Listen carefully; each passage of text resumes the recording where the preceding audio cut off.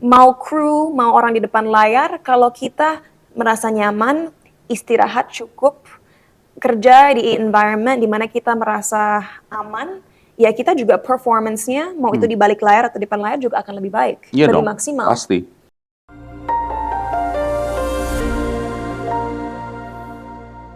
We're back on being useful. Hari ini aku punya bintang tamu yang sangat spesial karena dia adalah seseorang investor ternama di Indonesia. I'm sure you guys already know who it is. Siapa dia? Pak Pandu Syahri. Halo Cinta, bukannya ini aku yang harusnya nanya, kok balik-balik. Did I do a good Wah, job? udah hebat, keren banget. Udah gitu, full name, luar biasa. Iya dong. Kamu jadi co-host aku aja deh, kita bikin bareng gitu. Mungkin in an alternate universe ya, karena kalau di universe ini, I don't like being anybody's co. Wah, ampun deh, Cinta, luar biasa. Jadi Cinta nih, this is the first time I got the privilege bisa interview, I think the first very famous person, a celebrity, but what is actually very important, karena saya udah beberapa kali bicara sama Cinta offline, and actually an entrepreneur, a budding entrepreneur, budding successful entrepreneur. Makanya aku sebenarnya, kita kalau ngomong podcast biasanya semuanya entrepreneur, semua nih. Iya. So I'm so happy bisa ada waktu sama Cinta. Thank you for your time. Dan aku juga terima kasih banget karena Pak Pandu mau meng-highlight sesuatu yang berbeda. Nggak seperti biasanya di mana orang mungkin hanya nanya soal karir aku di depan layar. Oh, Dan untuk penonton yang shock tadi aku berani ngomong I'm not gonna be anybody's co karena aku tahu Pak Pandu pun chill orangnya. Dan dari pertama ketemu aku dia bilang you're an alpha. Jadi aku bilang oke, Iya. orang yang mengerti seorang cewek itu alpha berarti tidak terintimidasi. And that's a good thing. karena hidupku alfa semua, cewek-cewek di sebelah aku, nyokapku, tanteku, anakku, istriku, adekku, all alpha woman. Jadi beginilah hasilnya. Kita harus belajar sabar, senyum, dan pasrah. Jadi aku mau cerita dulu, Cinta nih kan, kita tuh aku selalu ngomong soal youth. Yeah. Youth tuh is actually a big discussion kepada siapapun pemimpin atau opinion shaper yang ada di Indonesia. Jadi saya mau nanya pertama dulu, ini dari sisi, and you are actually very knowledgeable tentang creative field, gimana sih cara yang muda-muda bring perspektif yang berbeda dari sisi inovasi dan dari sisi melihat sesuatu? That's interesting. Ini secara general ya. Cara Oke. general dulu, nanti kita langsung about you. Aku percaya gini, aku pribadi sebagai anak muda dari dulu selalu hungry untuk belajar. Dalam arti aku meriset orang-orang yang menginspirasi aku. Bagaimana mereka bisa mencapai titik di mana mereka berada sekarang. So I research their trajectory, apa milestone dan segala kesulitan, obstacle yang mereka harus lalui untuk bisa nyampe di mana mereka berada sekarang. Dari research itu tentunya kita semua punya jalan yang berbeda kan. Tapi aku mengimplementasikan habit-habit baik ataupun behavior yang aku rasa bisa aku implementasikan ke dalam hidup aku sendiri. Dan selain itu tentunya kan orang-orang yang menginspirasi aku datang dari negara berbeda-beda ya. Dan kadang-kadang kita harus aware bahwa ada beberapa hal yang culture specific. Jadi nggak semua hal bisa kita translate dari negara US misalnya ke Indonesia. So that's where the creativity comes in. Like how can you achieve what other people have achieved, people you've admired, tapi kita mold sedemikian rupa dan kita adaptasikan kepada negara di mana kita tinggal. Dan selain itu tentunya setiap negara kan punya problem masing-masing ya. Betul. So kita juga harus pikirin apa sebenarnya problem yang dimiliki di negara kita dan apa solusi yang dibutuhkan untuk bisa nge-solve problem tersebut. Jadi everything's culture specific, not everything that you admire from other people you can implement towards your own life. Tapi bagaimana inovatif dan kreatif, do the research. Do the research, jangan melakukan sesuatu secara buta. Kedua, cari tahu apa kemampuan kita. Ketiga, cari tahu apa kekurangan kita. Dan keempat, cari tahu apa hal-hal yang kita butuhkan untuk bisa mencari solusi dari problem yang kita mau cari solusinya. Jadi gitu. kamu tuh banyak belajar dari sejarah orang. I guess. You actually like to do that ya, Yeah. studying history. Dari sejarah-sejarah itu kamu coba cari, kalau ini pas secara general, tapi ini culture spesifik nih, ini mungkin bisa masuk. Jadi dari situ kamu banyak belajar, whenever you do something, mungkin kamu banyak belajar mikirin sejarah juga dong kalau gitu. I guess to an extent ya, karena aku orangnya sangat introspektif. sering diam dan berpikir di dalam kepala sendiri, berbicara, ada round table discussion yang terjadi dalam pikiran aku sendiri. Dan sesimpel gini deh, ini lucu ya. Papa aku bisa dibilang adalah seorang yang 2 generasi di atas aku umurnya. Ya. Papa aku sebenarnya kalau punya anak harusnya lahirnya tahun 70-an atau 80-an. So I came in very late into the family. Dan cara dia mendidik aku sangat authoritarian. Yang aku nggak bilang salah atau benar, but at the same time sangat berbeda dengan banyak teman-teman aku yang aku lihat. Dan bagaimana dia mendidik aku, this is right, this is wrong, things are black or white. Tapi untungnya karena aku dari generasi yang berbeda, aku melihat apa sih keunggulan dari melihat dunia dari cara papa aku. Jadinya aku lebih disiplin, lebih tertata hidupnya. Dan apapun kesulitan yang aku lihat depan aku, I'm like, you know what, it's fine, that's life, just push through it. Aja. Gitu. Tapi untungnya karena aku juga di generasi yang lebih muda daripada papa aku sadar bahwa you can't always see the world black and white. Kita harus adaptif, kita harus siap untuk segala kesulitan yang ada di depan kita. Dan disitulah kita harus berpikir kreatif dan tidak bisa berekspektasi bahwa segala hal yang kita sudah pelajari dalam sebuah buku bisa diimplementasikan kepada hidup kita sendiri. Luar biasa. Tapi aku mau nanya, because you are an inquisitive person. Bahasanya itu inquisitive. Iya, suka bertanya. Dan kamu udah 17 tahun di industri ini. Yeah, can you believe it? Dari kecil. Yeah. Nah, aku pengen nanya nih, ini jadi aku agak sedikit off script, kasih skripnya panjang. Nah, aku langsung aja nanya, karena if somebody so inquisitive, 17 tahun tuh meaning this is a career, it's a passion. So let me ask you first, why do you love it? Dan tapi yang kedua, what can be better about this industry? I have my own opinion, karena saya selama 6 bulan terakhir belajar soal industri ini nih, menarik menurut saya. Tapi I wanna know, why you love it so much? And what can be improved? Kenapa seiring berjalannya waktu aku tambah mencintai industri kreatif ini? Karena aku sadar bahwa hal-hal seperti musik, film, itu dapat memberikan kritik sosial terhadap apa yang sedang terjadi di dunia kita sekarang. Itu pertama, so it's capable of giving social criticism. Kedua, media dapat merubah paradigma sebuah masyarakat, which means it's extremely powerful. Setuju. Gitu. Ketiga, aku pribadi menyadari bahwa aku menjadi sosok seperti sekarang bukan hanya karena formal education yang aku dapatkan atau orang tua aku, tapi juga orang-orang yang aku idolakan sepanjang hidup aku. Ya. Dan oleh karena itu, aku mulai mencintai industri kreatif karena aku sadar, wow, walaupun banyak orang yang karirnya jauh di atas aku rasa aku bisa memberdayakan at least beberapa orang dengan karya-karya yang aku buat dan aksi-aksi yang aku ambil. Ya. Dan dari situ aku merasa, wow, the career that I have, even if people think it's surface level, superficial, dan lain sebagainya, sebenarnya punya dampak yang sangat kuat terhadap cara orang berpikir dan cara orang berperilaku dalam keseharian mereka. Setuju. Kalau Pak Pandu tanya aku apa kekurangan dari industri kreatif Indonesia, sekarang banyak. Tapi kalau top 2 deh, apa yang bisa kita tingkatin? If you are going to be one of the game changers di industri ini, apa sih yang bisa kita tingkatin di industri ini? Oke, apa yang kita bisa tingkatin, which is a topic that you love, adalah tentunya SDM. Yeah. Kenapa? Believe it or not, bahkan dalam company aku sendiri, mungkin kita akan bahas nanti, aku punya seorang visual designer yang sudah bekerja sama dengan berbagai produksi di US, seperti Marvel, Netflix, dan lain sebagainya. Tapi, there's a big but here. Apa? Dia bekerja sebagai outsource staff. Itu pertama, which means gajinya ya nggak terlalu tinggi. Kedua, dia harus menantangani sebuah NDA di mana ya dia sebenarnya nggak boleh kerja di mana-mana kecuali buat mereka yang immediately memberikan dia opportunity lebih sedikit untuk bisa mengambil project-project di negaranya sendiri. Tapi di luar dari itu dia cerita ke aku bahwa sekarang orang udah mulai tahu nih dia yang ngerjain project A, B, C, D, budget-budget besar di Hollywood.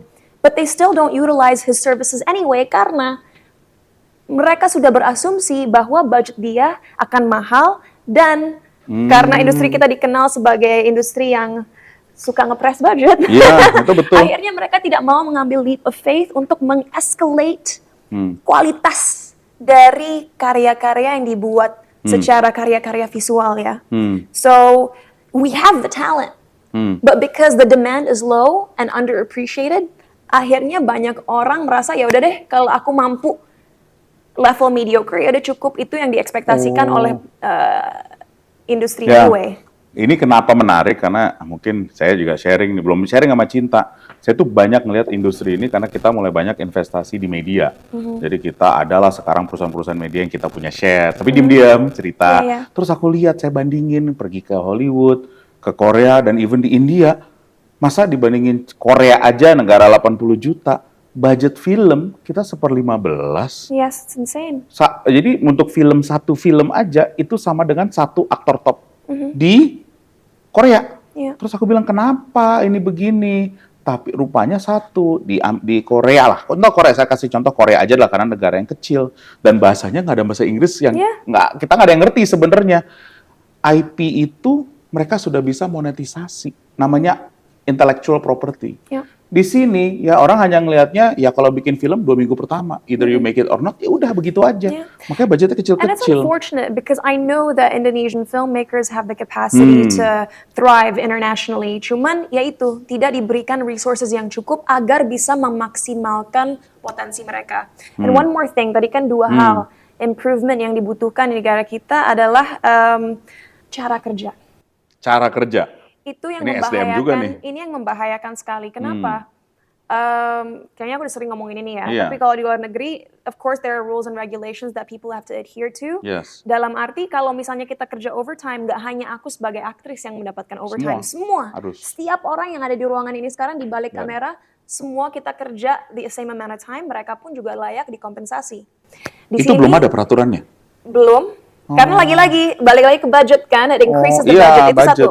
Kedua, ya kondisi kerja walaupun sudah meningkat kualitasnya sejak awal karir aku sampai sekarang, menurut aku masih bisa dikembangkan lagi. Karena think about it, mau kru, mau orang di depan layar, kalau kita merasa nyaman, istirahat cukup, kerja di environment di mana kita merasa aman, ya kita juga performance-nya, mau itu di balik layar atau di depan layar juga akan lebih baik, Iya lebih dong, maksimal. pasti.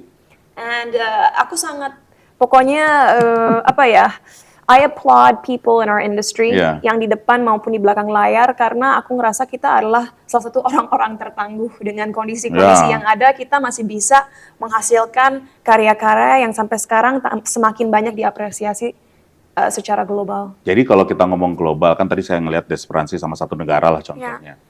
Kalau kamu punya the next 10 years deh, cita-cita untuk industri kamu ini apa?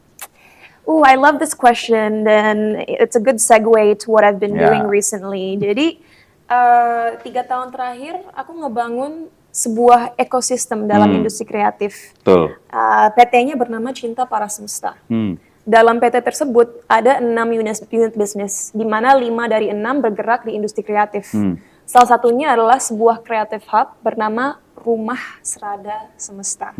Yang kalau menurut penafsiran aku adalah the house of eternal knowledge atau rumah wawasan semesta.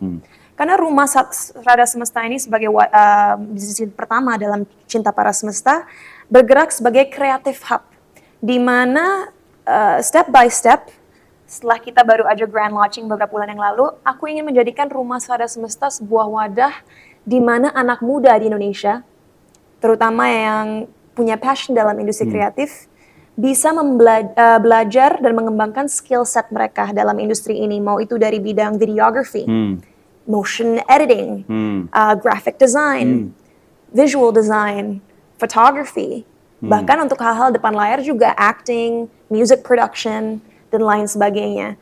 Jadi kan kayak aku bilang tadi, salah satu kegelisahan aku adalah aku tahu kita punya kapasitas untuk memberikan kualitas lebih, tapi kita tidak melakukannya karena kurang diapresiasi dan demand-nya kecil.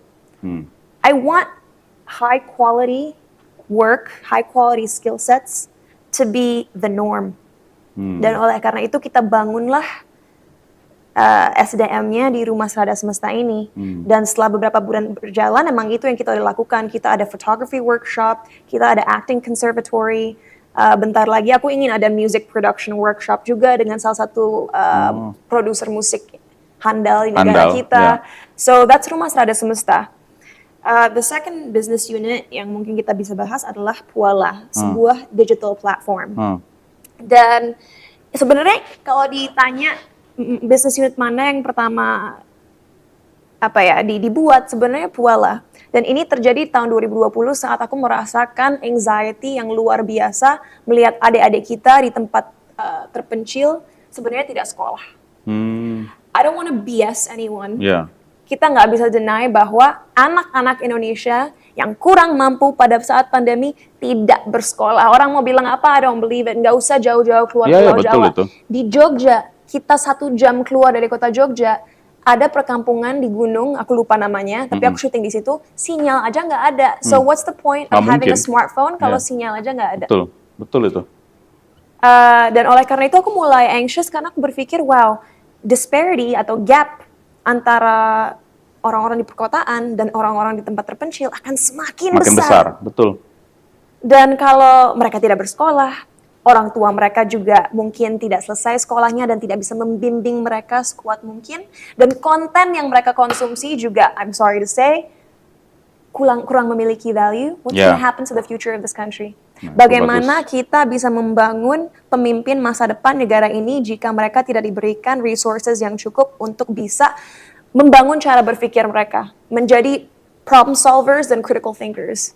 Kamu masuk tim kampanye nasional semua capres deh kalau biar ngomongnya langsung lebih bagus. Dia cara presentasinya udah bener banget itu. Kamu bilang. Yeah, I mean, I'm gonna invite you one of these days to my podcast. Aku datang deh. Aku datang ke dia karena aku pengen bawa. Karena ini keren banget. Karena emang itu salah satu my biggest worry ya itu tadi. Dan oleh karena itu, tadi kan kita ngomongin soal masalah dan mencari solusi. Aku melihat masalahnya. Solusi aku membangun digital platform di mana acara-acara yang kita sajikan tetap entertaining karena orang Indonesia butuh hal-hal yang menghibur, tapi bervalue. Apa itu artinya? Sekarang kita ada 3 acara. Bicara Cinta podcastku di mana kita berbicara soal isu-isu yang dianggap stigma dan sensitif di negara kita. Dan itu beragam ya. Misalnya bagaimana agama bisa bersanding dengan filosofi dan sains. Which is very sensitive in this country, but we talk about it. Sexual harassment. Bagus itu. Transgenderism. Divorce. Freedom of speech, itu semua kita bahas dengan beragam narasumber yang biasanya ya Gen Z atau memiliki follower Gen Z yang besar karena kan Gen Z yang akan jadi pemimpin masa depan. Betul. Kedua ada acara mental health supaya orang-orang Indonesia. Bagus banget itu. Jarang diomongin lagi soal mental health. Jadi ada acara mental health bernama Further dan terakhir Winning with Colin dengan salah satu talent aku yang baru keterima di Yale di mana dia ngajarin anak-anak muda habit-habit baik untuk menjadi orang-orang yang sukses dan produktif. So basically Puala ini adalah cara aku mengcombat masalah edukasi yang ada di negara kita dan walaupun kita bisa dibilang adalah niche platform, I'm very proud of what we've accomplished so far dan aku hanya ingin mengingatkan aja bahwa saat kita berusaha memberdayakan atau menginfluence orang-orang, tidak harus selalu skalanya besar, tidak harus selalu 1 juta orang, 10 juta orang, 1 miliar orang. Kita menginfluence beberapa ratus orang aja, itu bisa menjadi domino effect yang bisa merubah trajectory suatu komunitas. Jadi kamu gimana cari pertama orang-orang yang ingin kamu masukin ke ekosistem ini? Kalau dari sisi konten jelas lah, kamu udah tahu. Tapi orang yang mau kau fit konten itu bagaimana tuh? How do you select or do you use your celebrityness? Do you use the celebrity of these people yang kamu invite? Gimana untuk distribusi knowledge yang tadi kamu bilang? Ya, di awal sebenarnya taktik aku mengikuti pemahaman diri aku sendiri, bagaimana aku tumbuh besar, di mana aku menjadi sosok seperti sekarang karena idola-idola aku. Dari situ aku berpikir, kalau aku bisa menghadirkan para idola masyarakat, mau itu aktris, aktor, musisi, siapa aja lah, dan mengajak mereka diskusi biasa, bukan not heavy talk ya, sama sekali kita nggak berusaha menggunakan kata-kata yang out of the dewa box, lah, kata-kata dewa, betul. Benar-benar everyday conversation, tapi secara subtle dengan pertanyaan-pertanyaan aku tanya, mengajarkan values yang ingin aku sampaikan penonton. And so yeah, you're right. In the beginning, aku menggunakan orang-orang yang punya nama, tapi orang-orang yang aku percaya bisa mengutarakan opini mereka secara jelas untuk berdiskusi tentang topik-topik yang aku bahas tadi. Tapi setelah sudah hampir 2 tahun berjalan, now I'm noticing bahwa kita bisa sedikit lebih idealis dan membuat acara-acara baru yang mungkin hostnya nggak punya nama, tapi karena orang-orang udah ngerti image dari platform kita, mereka jadi tertarik untuk melihat program-program lainnya. Nah, Exactly. kamu kan punya touch nih soal Gen Z ya, kita namanya Gen Z. Gen Z ya.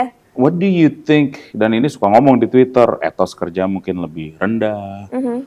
Dia anggap males bekerja. Ini mungkin gara-gara teman-teman kita di TikTok gitu bikin-bikin gini dan I don't know, I have my own opinion about TikTok. Tapi what's your view sih tentang this Gen Z?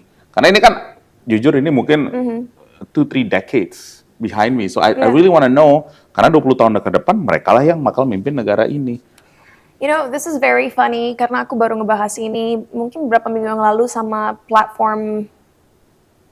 media outlet lain yang semuanya Gen Z ya di media itu. So I have to be careful with what I Apa-apa say. ngomong aja itu bahan penting. Jadi gini, aku membedakan boomers dan millennial Gen Z. Dalam arti keunggulan boomers zaman dulu adalah mereka sangat resilient. Ya. Saking sulitnya untuk mencapai apa yang mereka inginkan dan saking mereka harus mengikuti sebuah hierarki atau checkpoint untuk bisa menuju di mana mereka ingin berada. Mereka jadi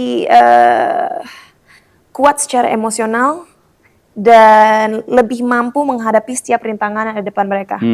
Tapi kelebihan Gen Z dan millennial, apalagi millennial muda adalah kita lebih adaptif, lebih kritis in some ways, dan lebih mampu untuk mencari solusi dari masalah-masalah yang ada. Karena kita cepat, you know, we move very fast dengan teknologi. Kita lebih gampang mencari informasi, lebih gampang melakukan cross analysis research dan lain sebagainya. Tapi kekurangan anak muda adalah baper.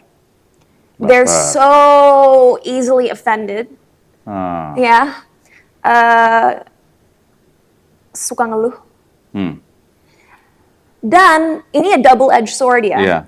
On one hand, karena anak muda pinter banget, mereka hebat dalam berdebat dan berargumen untuk apa yang mereka ingin perjuangkan. That's a skill, that's an amazing skill. Bagus itu. Tapi I said it's a double-edged sword. Buruknya, saking mereka pintar berdebat dan argue untuk apa yang mereka inginkan, segala hal yang membuat mereka tidak nyaman akhirnya dipermasalahkan.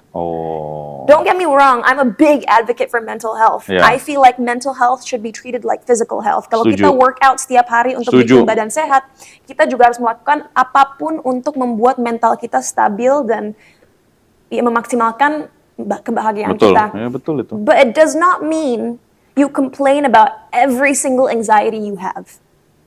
Ya, dan oleh karena itu anak muda zaman sekarang ya lebih lembek.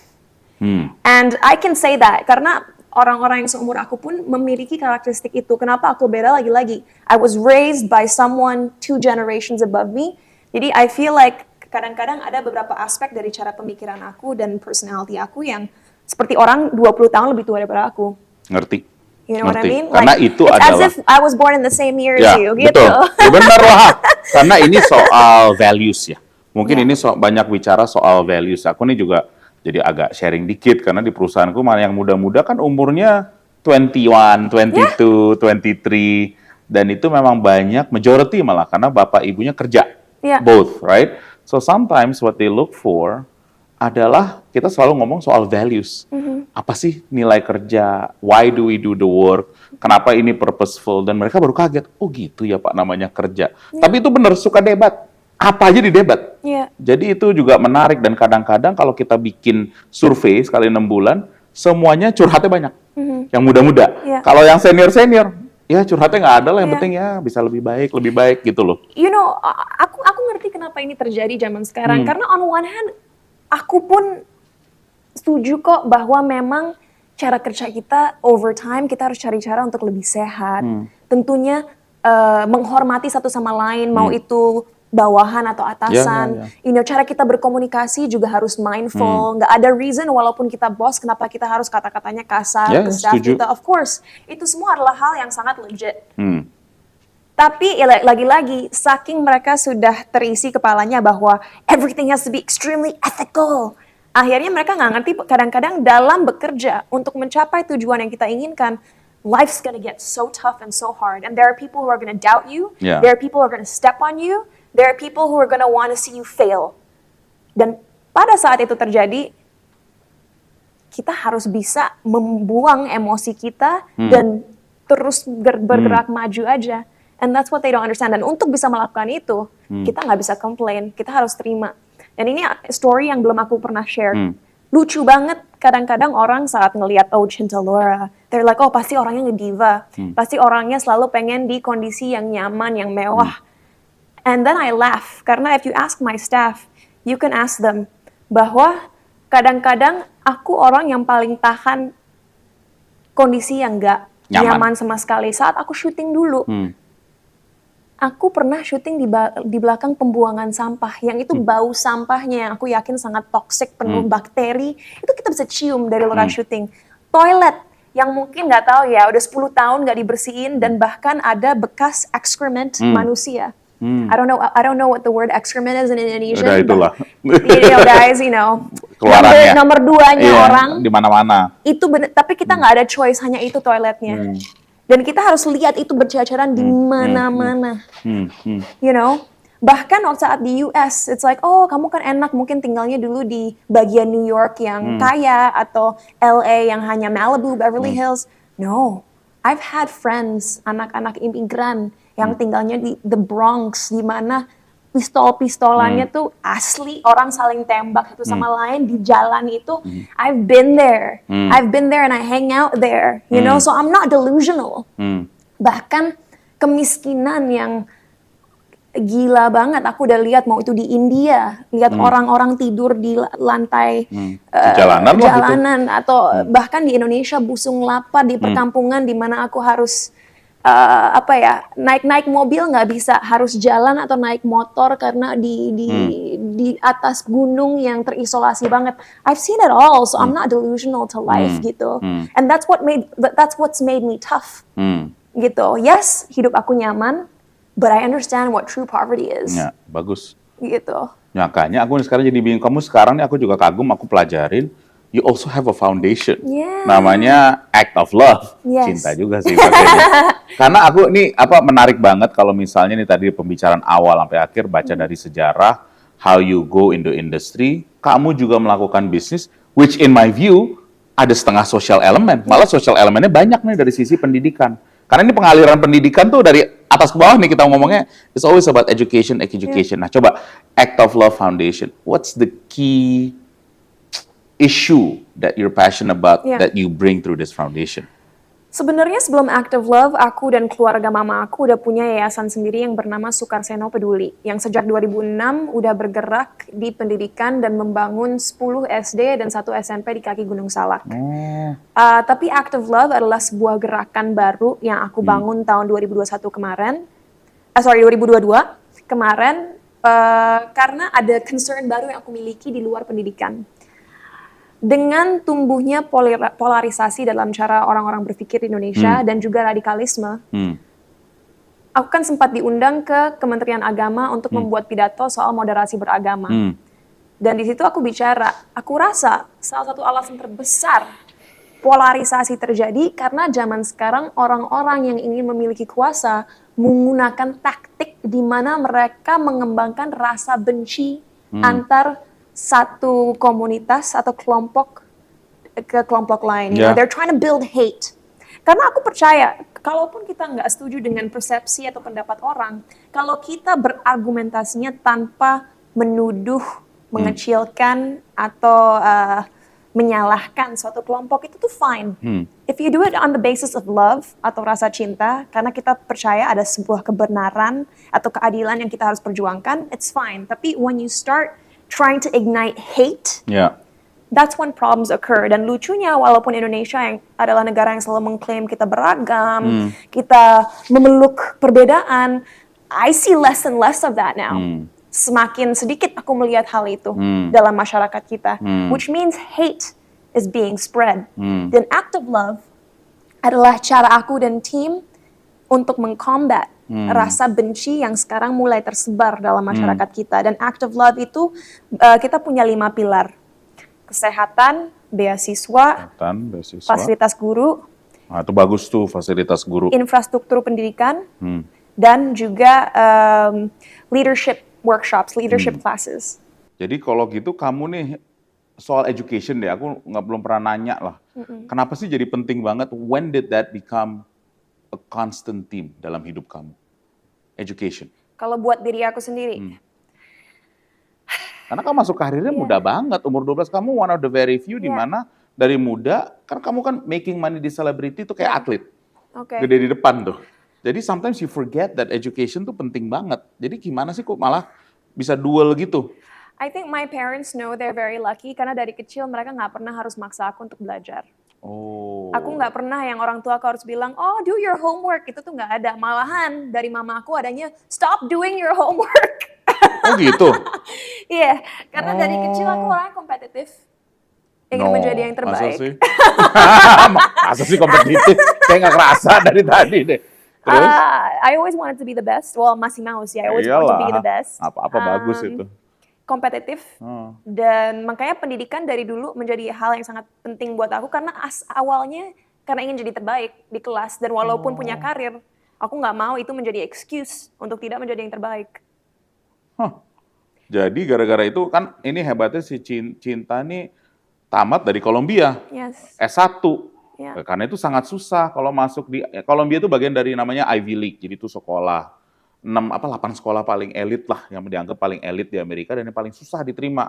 Jadi kalau masuk tuh paling ya 5%, 4%, makanya rendah. Makanya waktu aku baca profilnya Cinta, hah hebat banget dia ya. Waktu aku ketemu dia kok kayak gini, kaget karena maybe kalau orang yang belum kenal Cinta, kalau hanya ngelihat di foto atau apa, langsung ada persepsi. Yeah. Ya kan, tapi pas dalam banget. Jadi kok gimana gitu loh. Actually I'm just so curious. Kamu bilang I want to be the best gitu, kayak apply ke sekolah. Itu siapa? Inisiasi kamu atau keluarga? Aku. Karena kalau keluarga aku, mereka bilang, udah deh sekolahnya di Jerman aja biar gratis, because my dad's German, right? Yeah, makes sense. Atau ke Australia aja biar deket.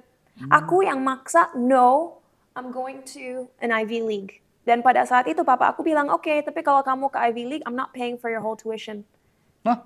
Dan itu kan sekarang aja udah lebih mahal ya. Mahal dong. Tapi pada saat itu it was $60,000 a year. Jadi selama aku 3 tahun kuliah, because I finished my bachelor's a year early, jadi only 3 years. Setiap tahun I paid 30, he paid 30. Karena itu satu-satunya Kamu cara. bayar sendiri sekolah kamu? Iya. Luar biasa. Itu satu-satunya cara papa aku bolehin aku sekolah di US. Oh sengaja, in that sense. He's like, I'm not paying for the whole tuition because other people don't get that much. Itu logika dia. Oh. Kalau di Eropa nggak mungkin orang dikasih segitu. Jadi kamu hanya kasih sebatasnya anak-anak lain seusia kamu yang sekolah di Europe. Wow. Yeah, my dad's really tough and strict, which you can see. Itu. Tapi sorry, just to conclude what I was trying to say, kalau dari segi individual, dari sisi individual, ya dimulai dari competitive nature aku. Tapi dari situ aku sadar seiring berjalannya waktu bahwa kalau kita melihat kondisi wanita Indonesia secara menyeluruh, sosok diri aku yang kalian lihat, yang confident, yang nggak merasa terbatas karena gendernya, yang merasa apapun yang diinginkan bisa diraih dengan kerja keras, itu bukan sebuah mindset yang normal, bukan sebuah mindset yang dimiliki oleh semua orang. Dan dari situ aku sadar it's a privilege to be able to feel like my potential's limitless. Dan dari situlah mulai aku mempedulikan pendidikan bagi semua orang, nggak hanya buat aku tapi semua orang laki-laki, perempuan, bapak-bapak, ibu-ibu, everyone. Karena knowledge is power, which gives you confidence, which gives you the power to generate your own opinions. And eventually, hopefully ya, bisa melawan segala hoax dan kebohongan yang ada di luar sana. Tapi nanti dulu. Untuk bisa menjadi kompetitif seperti ini pasti ada innernya. Tapi pasti ada hal-hal tertentu yang membuat kamu, I gotta do this. There has to be something. Nggak make sense kalau betul selalu dari dalam kamunya selalu fight. Karena kalau saya baru mulai fightnya gara-gara trauma sih, jujur aja. Gara-gara trauma bilang, kayaknya gue harus kerja keras nih. Gitu loh. Jadi it's all inner. That's a really interesting question. Akan jadi cerita panjang lagi if you ask me what the impetus is. Cuman even though I'm really young, aku beberapa tahun yang lalu sempat sadar bahwa hidup hanya demi kesuksesan diri sendiri dan ego diri sendiri tidak dapat membuat aku bahagia. If anything, I was always seeking for validation. I was always seeking for more. I still am sort of like that to an extent. Itu sesuatu yang nggak bisa sepenuhnya dihapus. Setuju. Cuman aku sadar dengan apa yang aku lakukan bisa berdampak kepada hidup orang lain, dengan kondisi finansial aku, lewat mau itu donasi atau gerakan aku foundation bisa merubah nasib orang lain. Dari situ aku mulai sadar, wow, so this is why the universe, God, apapun yang kalian percaya, memberikan aku kesuksesan seperti ini. Karena I mean, if you ask me, hidup aku nyaman, aku cukup dong. Kok dengan apa aku punya, I don't need. Itu paling susah tuh kata-kata cukup. I mean, I feel enough with what I have. I don't need more. Kalau buat diri aku sendiri ya. Like, udah cukup. Jadi, what else am I gonna do with the money I make? I'm not a frivolous person. Aku bukan tipe orang yang suka membeli barang-barang yang aku nggak perlu. Jadi kamu sekarang di dalam level ingin menjadi lebih berguna buat surrounding kamu? Sebenarnya itu udah dari dulu, karena itu adalah sebuah value yang diajarkan mama aku dari aku kecil. Seeing my mom do so much philanthropic work dari aku umur 10 tahun, membuat aku sadar bahwa kita nggak bisa hidup buat diri sendiri. How can we? Bagaimana kita bisa menganggap diri kita sendiri manusia kalau kita nggak punya rasa empati terhadap orang-orang yang kesusahan, yang sengsara, yang terpuruk. Don't call yourself human if you have no sense of empathy towards other people's pain. Bagus. Gitu. Bagus. So I think it's just being human. Nah, being dari sisi ini pertanyaan aku terakhir yang buat segmen ini ya. Jadi kan kamu selama ini education dan menjadi memberi. Yang paling susah, sebenarnya bukan memberi ya.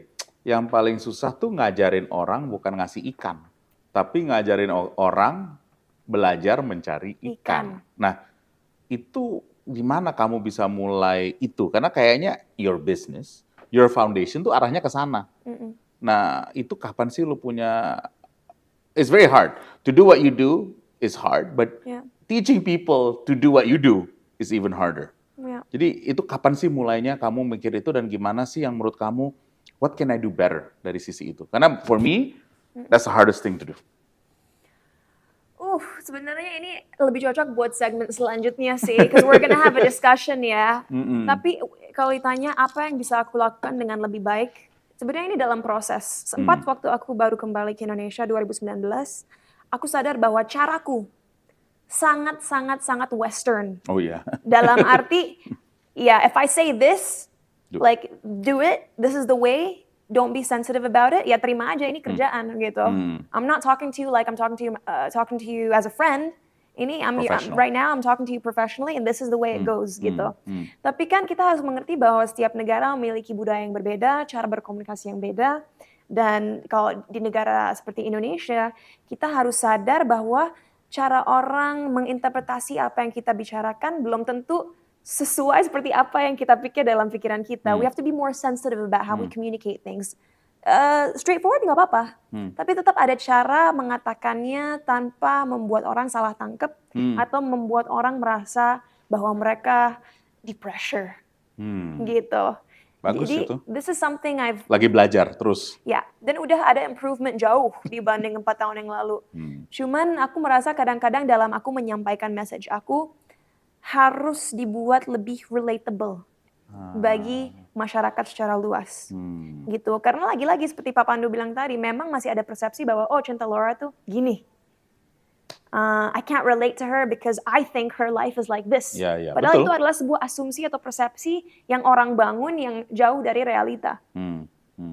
Ya betul itu. Karena seorang Cinta Laura kalau nggak kenal ada resesi ini, kalau semakin dalam kenalnya, beda banget ya dari realitas yang dibentuk mungkin oleh media, etc. Terakhir, saya pengen nanya, kamu kan sering baca sejarah tentang individu. Siapa sih beberapa orang, 1 atau 2 orang yang menurut kamu inspired you untuk menjadi Cinta Laura hari ini, and also mungkin refleksi Cinta Laura ke depan? 3 orang. Mungkin aku nggak pelajari mereka secara in-depth banget ya, tapi just because of their character. Bukan karena pencapaian tertentu. Aku selalu bilang ini, fans aku udah capek dengarnya pasti, Margaret Thatcher. Good. Iron Lady. Ya. Seorang perempuan yang mungkin pada zamannya nggak banyak sosok seperti dia yang berani bersuara, mengekspresikan opininya, secara bebas. Dan akhirnya dapat julukan Iron Lady. But I admire that. Karena aku rasa butuh orang tahu, apalagi perempuan. Sah-sah aja kok sebagai perempuan kita loud. Ya. Dan mungkin Perdana Menteri yang mungkin salah satu yang paling lama di Inggris. Ya. Kalau sekarang kan 18 bulan. Oke. Terus, that's good. Kedua, Lee Kuan Yew. Mirip-mirip. Ya. Because he's a tough leader. Ya. You know, dan terbukti Ya. dari kedisiplinannya. Ya. Bahwa sekarang Singapura jadi salah satu negara terdepan di Asia, bahkan mungkin di dunia. Ya betul. Right? Dan negara sangat kecil. Dan ketiga, to answer the second part of your question adalah Angelina Jolie. Karena dia sosok yang di awal karirnya sangat misunderstood dan controversial. Yeah.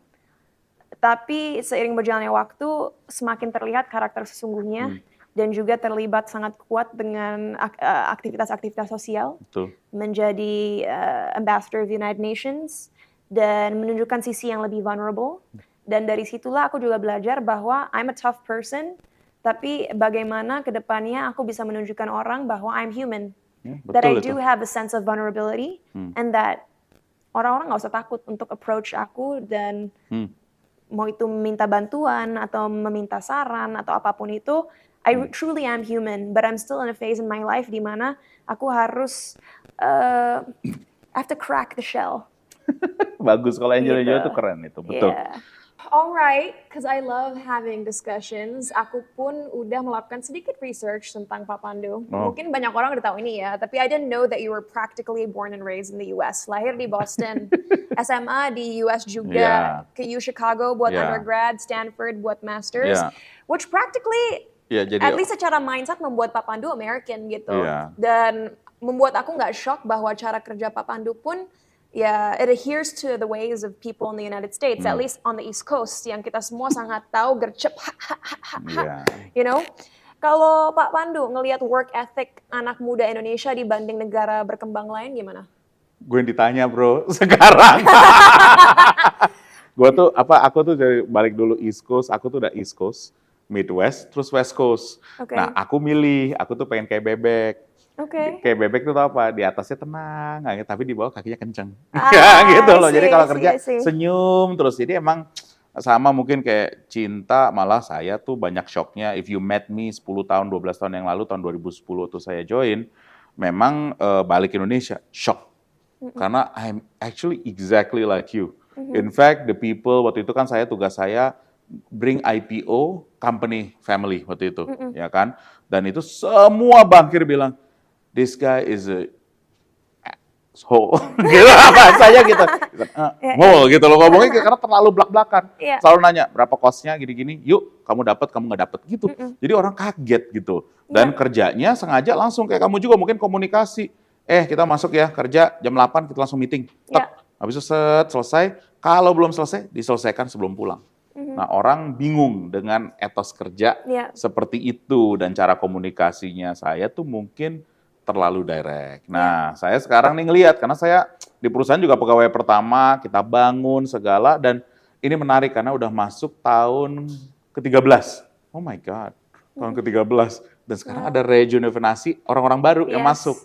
Yang baper-baper. Yang baper-baper. Jadi aku tuh lucu ya, karena sekarang kan lebih sistematis cara kita melihat anak-anak muda. Kita selalu cari ginilah, harus performance-nya bagus, sekolahnya bagus, IP tinggi, habis itu kita bikin tes segala, oke.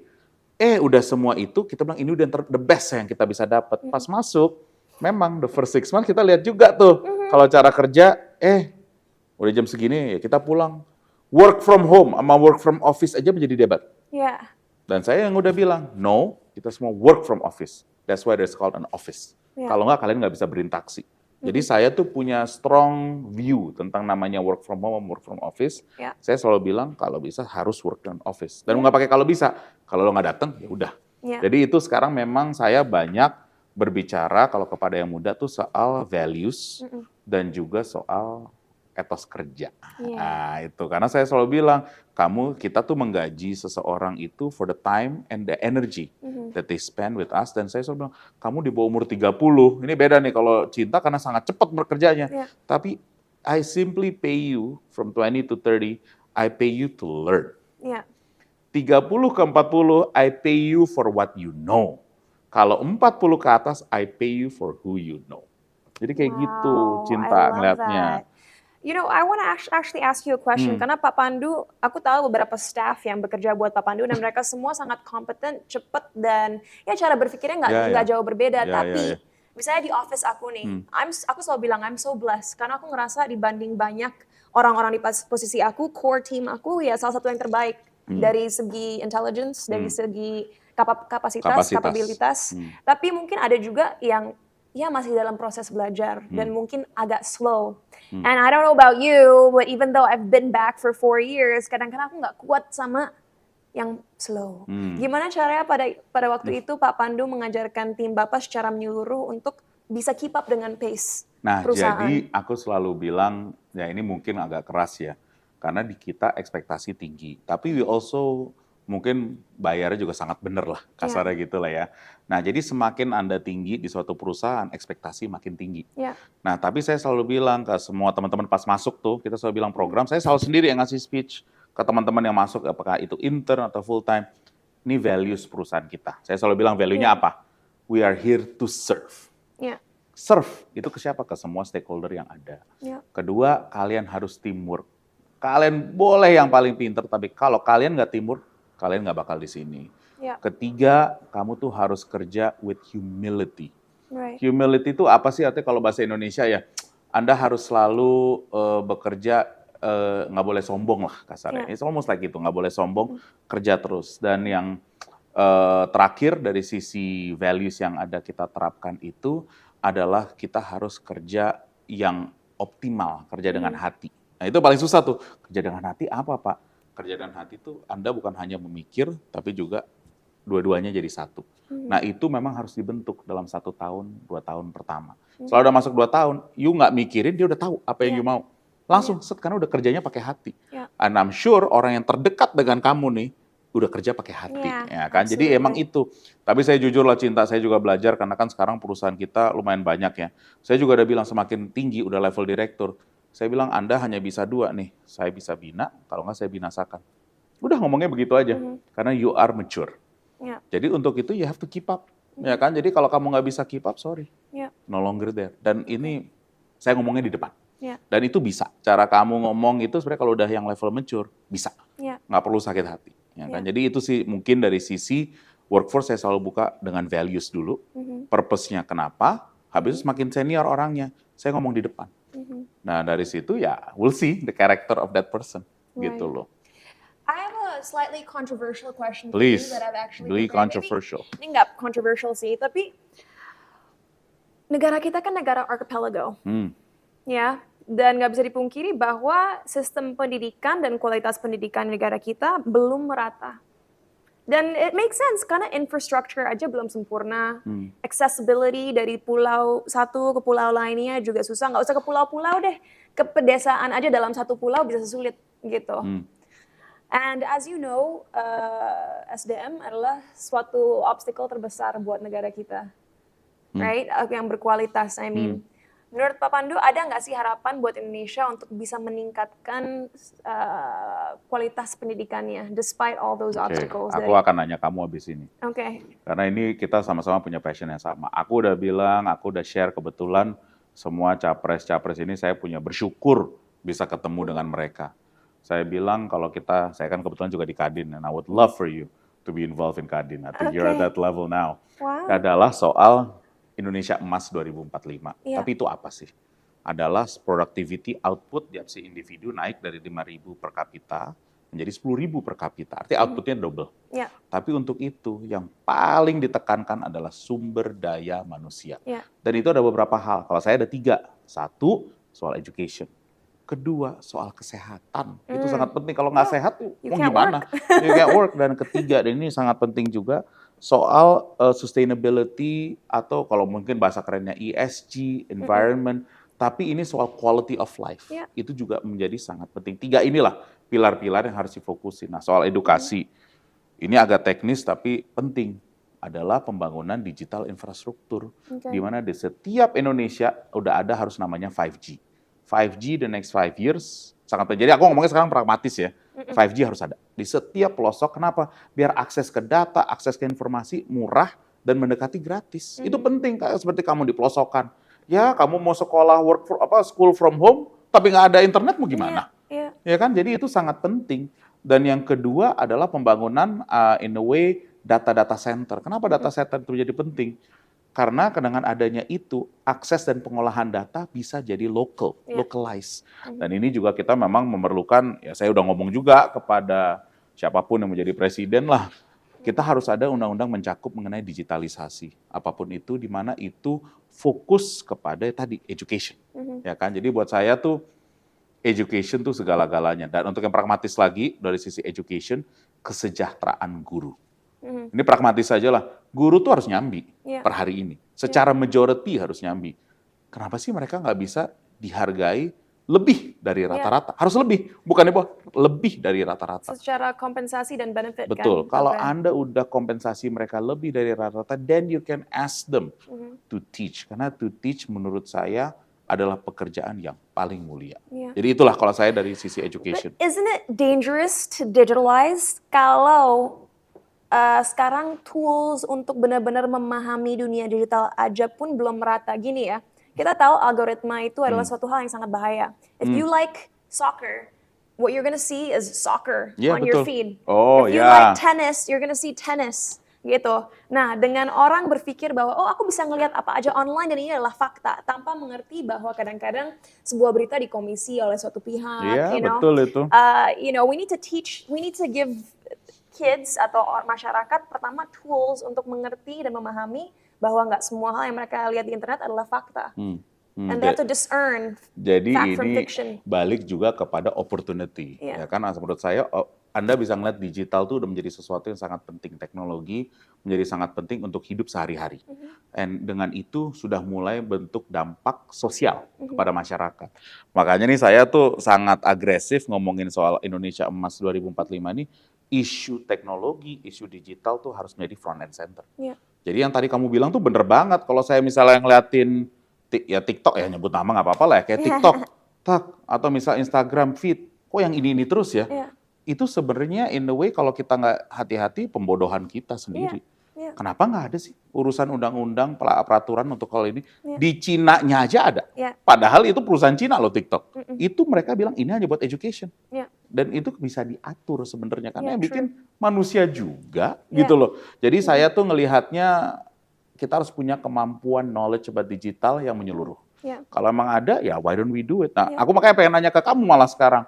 In your view, karena kamu tuh juga sejak 2006 loh. Dari 2006 Ratna, dia ini fokusnya ke sekolah terus.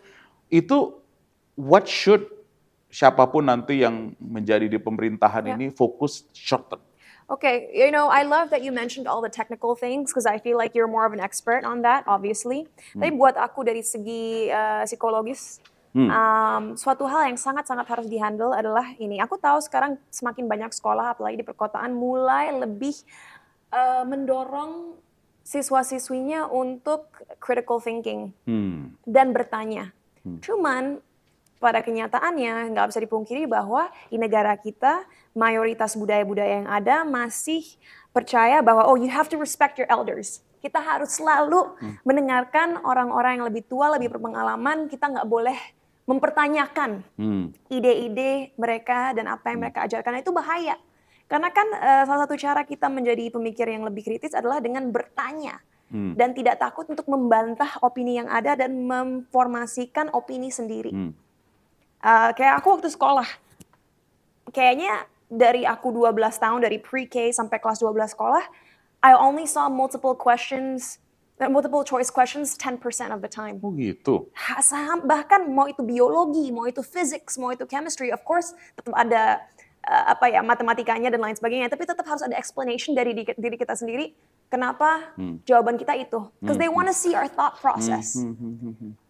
Dan mengasah thought process kita kan sangat penting dalam mencari tahu bagaimana kita berpikir dan kenapa kita membangun suatu opini. Dan dalam waktu dekat, karena itu ini proses ya, kayaknya nggak bisa short term. Betul itu. Tapi penting sekali dorongan dari pemerintah dan pihak-pihak yang berkuasa bahwa dalam sistem pendidikan Indonesia udah stop guru mempunyai ego atau ingin power trip di mana mereka tidak mau dipertanyakan kemampuannya, intelligence-nya, wawasannya oleh siswa dan siswi mereka.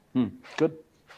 That is so dangerous gitu. Bukan kita mau ngajarin anak muda untuk ngelunjak ya enggak, tapi kita juga harus ngajarin mereka cara berkomunikasi. Yeah. Saat kita membatah suatu ide dari guru, ada caranya mengkomunikasinya dengan baik. Bukan kamu guru salah, nggak gitu juga kan. Like I'm sorry Pak, Bu, menurut saya kenapa ya ini tidak benar kalau dari sudut pandang saya gini. There's a way to communicate things respectfully gitu. Jadi itu sistem pendidikan bagaimana kita bisa mengimplementasikan critical thinking dan problem solving skills tanpa mengintimidasi budaya dan cara berpikir yang sekarang ada. Wah, itu bakal setengah generasi yang akan kerjain. Karena, Yes. well, thankfully, you still have got 40 years to go, 50 years to go. Given your age, aku ngerasa 50. Dan aku tuh selalu penasaran loh, aku pengen lihat nanti ya, misalnya in 10 years, 15 years, how many more careers you will have. Karena ada bisa juga loncatan, setiap orang tuh bisa ada 3 karir lah dalam hidupnya. Jadi ini pemikiran aku. Nah, aku pengen nanya juga nih sama kamu. Podcastku boleh dong? Dia nanya, bingung aku. Jadi aku pengen nanya, kamu kan tadi kita ngomong soal SDM. Aku juga ada view soal healthcare. Tapi aku nih bersyukur temanku Pak Budi Sadikin is so forward thinking and God bless him. Please have him continue. Tadi kayak gitu ya, agak politik ya tadi ya. Tapi sekarang aku pengen 3 nih yang aku juga menjadi pemikiranku top of mind selama 1 tahun terakhir soal environment. View kamu apa sih mengenai environment dari sisi kamu sebagai opinion leader dan apa sih sebaiknya Indonesia ini sebaiknya kayak gimana sih ke depan? Aku selalu bilang ini ya, walaupun mungkin akhir-akhir ini orang-orang lihat aku bergerak dalam bidang lingkungan dan menjadi komisaris salah satu waste to energy company, aku bukan by any means seorang environment specialist, nggak sama sekali. Tapi kayaknya bisa dilihat bahwa dari trajectory karir aku dan sejarah aku, I really care about human rights. Aku peduli bahwa manusia mendapatkan kebutuhan mendasar mereka. Aku peduli bahwa manusia mendapatkan kesempatan yang cukup untuk bisa memiliki hidup yang produktif dan bahagia. I care about the human experience and the human fate, gitu.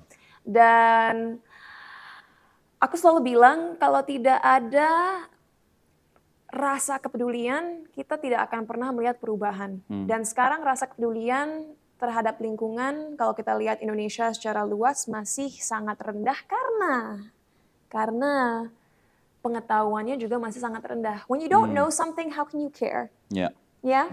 Itu pertama. Jadi kenapa isu lingkungan mungkin belum suatu yang pressing buat orang-orang di luar kota besar atau orang yang memiliki fasilitas terhadap informasi ini, karena they don't know enough about it, so they don't care. Dan lagi-lagi Indonesia adalah negara yang berkembang. Bagaimana masyarakat kita bisa memperdulikan bahwa sesuatu itu environmentally friendly atau enggak jika mereka nggak tahu besok mau makan apa. Jika mereka nggak tahu mereka akan tetap punya job yang mereka miliki sekarang atau enggak. Jika mereka mungkin takut bahwa minggu depan, besok, rumah di mana mereka tempati udah nggak bisa tempati lagi because they don't have the money to continue their kontrakan atau whatever.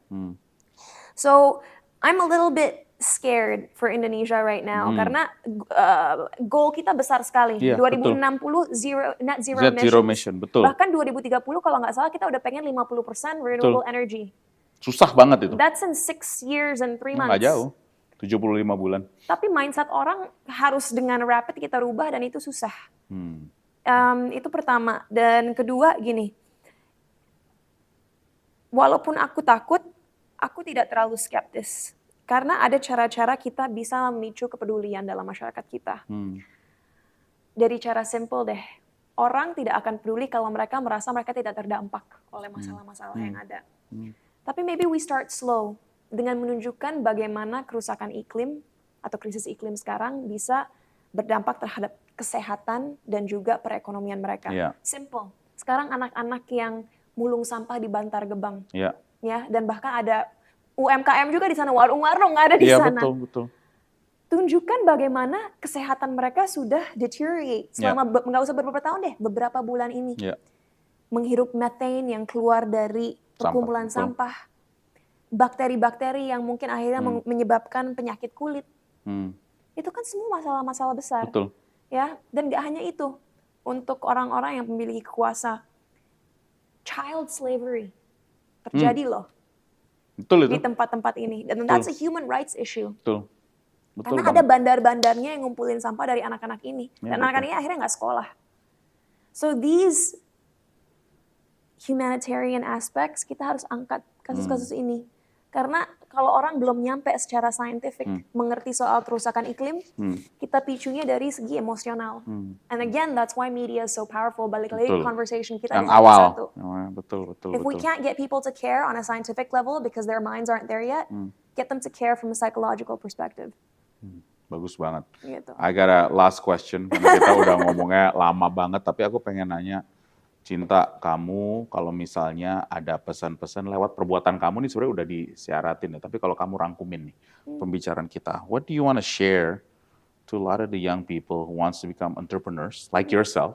I want to categorize you actually more as an entrepreneur more and more, rather than as simply a celebrity, which is actually good, ya kan? Tapi what are the values or key things that you want to share to the audience? Kalau kita rangkumin nih, untuk bisa menjadi seorang yang bahasanya sukses, dan sukses ini definisi masyarakat ya. What do you want to share in terms of values? Mungkin pesan aku ini benar-benar tertuju kepada anak muda, Gen Z, Gen Alpha, pemimpin masa depan. Dengan apa yang kalian lihat di media zaman sekarang, mungkin secara nggak langsung kalian terbawa arus dan merasa bahwa kesuksesan itu bisa instan. Dan itu bahaya banget guys, karena apa yang kalian lihat dari content creators atau influencers yang kalian sukai bukanlah kenyataan. Dalam hidup, secanggih apapun teknologi, se-advance apapun dunia ini, kerja keras itu adalah sesuatu yang sangat penting dan proseslah yang akan membuat kalian lebih wise, lebih pintar dan siap menghadapi apapun rintangan dan masalah yang akan datang. Process is what leads you to success. Dan saat kalian bisa sadar bahwa kegagalan itu adalah langkah pertama menuju kesuksesan, disitulah kalian akan lebih siap mencapai kesuksesan yang kalian inginkan dalam hidup. It's true. Keren. So, untuk kalian yang ingin menjadi entrepreneur atau apapun itu, do the research, kayak kita bahas di awal. Jangan karena tren kalian melakukan sesuatu. Kedua, cari loophole, cari masalah atau kebolongan gitu yang ada di industri yang ingin kalian tekuni dan cari tahu bagaimana kalian bisa membedakan produk atau service yang kalian ingin sajikan dengan apa yang udah ada di market. Because you want to differentiate yourself. You know, contoh simple, dulu artis-artis semua bikin toko kue. Iya betul. Akhirnya apa bedanya toko kue artis ini sama itu? You need to find a point of differentiation. Betul. Gitu. Ketiga, bahkan buat introvert kayak aku, you guys won't believe that I'm introverted, but I'm an introvert. You have to network, dan itu memang susah. Tapi pelajaran terbesar yang aku pelajari akhir ini adalah hidup adalah tentang terus-menerus keluar dari comfort zone kalian. Dan kalau kalian merasa stagnan dalam hidup kalian, merasa tidak bergerak maju, jangan salahkan siapapun kecuali diri kalian sendiri. Karena keputusan ada di diri kalian untuk terus mengambil resiko setiap harinya. So get out of your comfort zone, work hard, do the research, find the loophole, network with the right people, and keep moving forward despite what people say. Karena orang-orang akan selalu ingin melihat kalian gagal, tapi hanya kalian yang bisa memberantas semua itu. Wih, itu mau tepuk tangan, keren banget. Gue udah gak perlu lagi bikin podcast ya, gue udah kayak gini, keren banget. Udah, kita yang terakhir ya, tapi thank you banget Cinta for that. Yang terakhir nih buat, bukan lucu-lucuan sih, aku pengen tahu emang hidup tuh pedes ya. Jadi kita sekarang akan melihat secara otomatis, pragmatis bagaimana pedesnya hidup ini. Oke, sure. Thank you Cinta. Thank you. Oke, jadi kita mulai. Cin, ini bukan tentang pedesnya hidup, tapi soal bagaimana nikmatnya merasakan pedasnya hidup. Ya gitu loh. Dan katanya kamu suka yang pedes-pedes. Jadi dikasih 5 pilihan yang pedes. Menurut kamu gimana? Ini pedes kan nih? No. No. Sambal no lagi jawabannya. Ya udah kita coba. Abis itu dia apa? Perlu nggak nyebak ya? Nebak. Ayo Oke. kita coba dari whichever way Left to lah. right. Ih, banyak-banyak. Woi. Enggak lah, gue gak mau kalau makan ginian. Sweet. Sweet. Manis. Ini kayaknya sambal tomat kali ya. Sambal bajau. Oh. Ini kayaknya nggak ada sambal-sambalnya. It just looks like daun-daunan. Daun-daunan Ini aja. Makan aja lah pakai tangan. Itu? Nggak pedes? asin banget. Kayak makan chips. Sambal embe. Sambal embe. Oh iya, pas buat embe. Ini pasti sambal terasi nih. No? Ntar lu makan dulu deh kamu. Dia tahu banget ya sambal. Sambal teri. Namanya sambal XO. XO. Sambal teri. Aduh. Ini asin. Everything so asin. Nggak ada cabenya. Ini kayaknya Kamu cepet sambal. banget makan cabe. Ini kayaknya sambal mata tapi nggak ada sambalnya. Hanya kecombrang and shallots. Ya ini pasti ya bawang doang. Ya bawang doang. Ini yang Hotel Dharma Wangsa gimana sih? Ini ngasih Bima Sena, ngasih pedesnya nggak ada yang pedes-pedes. Ini Caucasian sambal. Sambal bule ini semua. Iya, ini buat orang-orang yang ini ya. Orang. Just oil. Hah? Nggak ada yang pedes nih? Ini belum- mah, ini segmen apaan nih? Nggak ada yang pedes. Ini enak gitu loh. Cinta terlalu easy yang ini nih segmennya lain kali tuh bikin yang pedes beneran deh guys. Fun fact, kalau kalian ingin ngundang aku untuk makan-makan, salah satu dish favorit aku, tante aku buat, dia menikah sama orang Padang, dan ada Padang is the best. ikan tongkol, yang bumbunya, kalau buat orang lain nggak segini ya, tapi kalau buat aku, terdiri dari 1 kilogram cabai rawit. Gue batuk gila. So kalau yang begini-begini aku nggak akan ngerasain. Ini oily, ini bawang, ini asin, tomat. Ya. Hah? Jadi sambal favorit kamu apa? Yang paling gini deh, yang paling kamu bisa oke lah buat makan yang mana di antara 5 ini? Nggak ada. Ya. Jadi yang kamu paling suka tadi lah ikan itu apa? Ikan apa namanya? Ikan tongkol. Ikan tongkol. Pakai 1 kilo Pakai 1 kilo cabai cabai. rawit. And with that, we will finish this segment. Karena dari tadi daging terus isinya, terakhirnya diisi sesuatu yang pedas, rupanya nggak pedas sama sekali buat Cinta. Cinta Which means sesulit apapun hidup, Cie. pasti kalian bisa masuk tuh barang. menghadapinya. Wih, top.